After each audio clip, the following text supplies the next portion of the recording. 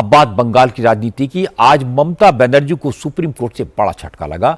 ममता बनर्जी और तृणमूल कांग्रेस की पिटीशन पर सुनवाई के दौरान सुप्रीम कोर्ट ने एसआईआर प्रोसेस को लेकर एक एक्स्ट्रा ऑर्डिनरी ऑर्डर दिया। कलकत्ता हाई कोर्ट को एसआईआर के प्रोसेस में मदद के लिए जुडिशियल ऑफिसर्स की तैनाती करने को कहा। सुप्रीम कोर्ट ने एसआईआर को लेकर ममता बनर्जी की सरकार और चुनाव आयोग के बीच चल रहे विवाद को अनफॉर्चुनेट ब्लेम गेम बताया। इस पर अफसोस जताते हुए सुप्रीम कोर्ट ने कहा, अब कुछ मौजूदा और रिटायर्ड जज इस काम में मदद करेंगे।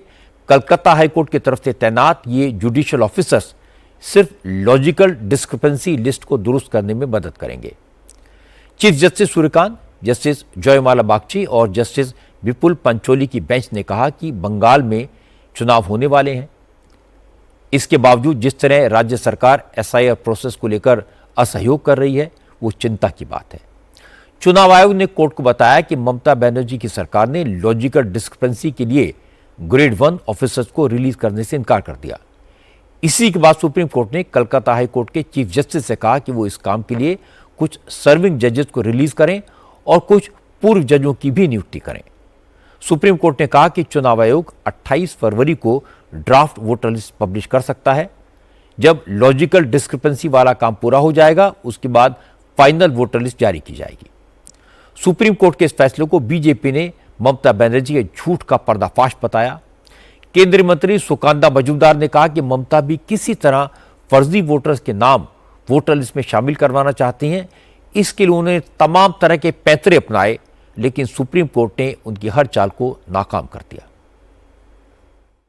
कोर्ट ने जो ऑब्जर्व किया है, apex court of this country, उन्होंने जो ऑब्जर्व किया है कि ग्रुप ए के अफसरों का नाम स्टेट गवर्नमेंट ने नहीं दिया है और इसी के कारण बार बार एसआईआर में देरी हो रही है। एसआईआर में बहुत सारे नाम गड़बड़ हो रहे हैं। इसका मूल कारण है बंगाल कैडर के ग्रुप ए ऑफिसर, यानी जो बांग्ला जानने वाला, बांग्ला बोलने वाला अफसरों की कमी। इसी के कारण ये घटना घट रही है और सुप्रीम कोर्ट आगे जो भाडिक देगी उसको मानना पड़ेगा, मुझे लगता है। देखिए, ये तो जग जाहिर है कि स्टेट गवर्नमेंट हर किस्म से ईसीआई को यानी एसआईआर को पूरी तरीके से रोकने की कोशिश कर रही है। डर रही है क्योंकि अगर फेक वोटर्स का नाम चले जाए तो तृणमूल के लिए छप्पा कौन करेगा, इसलिए डर रही है। इस मामले में तृणमूल कांग्रेस की तरफ से पिटीशन फाइल की गई थी। ममता बनर्जी खुद कोर्ट में जिरह करने के लिए पहुंची थी, इसलिए आज जो ऐसे ही फैसला आया तो तृणमूल कांग्रेस के नेताओं ने इसे अपनी जीत बताया। कुणाल घोष ने कहा, ममता बनर्जी तो शुरू से कह रही थी उन्हें चुनाव आयोग के अफसरों पर भरोसा नहीं है, इसीलिए अब जुडिशियल ऑफिसर्स की देखरेख में एसआईआर का काम होगा। जो इलेक्शन कमीशन कर रहे थे, कॉन्स्टिट्यूशन के बाहर आकर बीजेपी का इंटरेस्ट में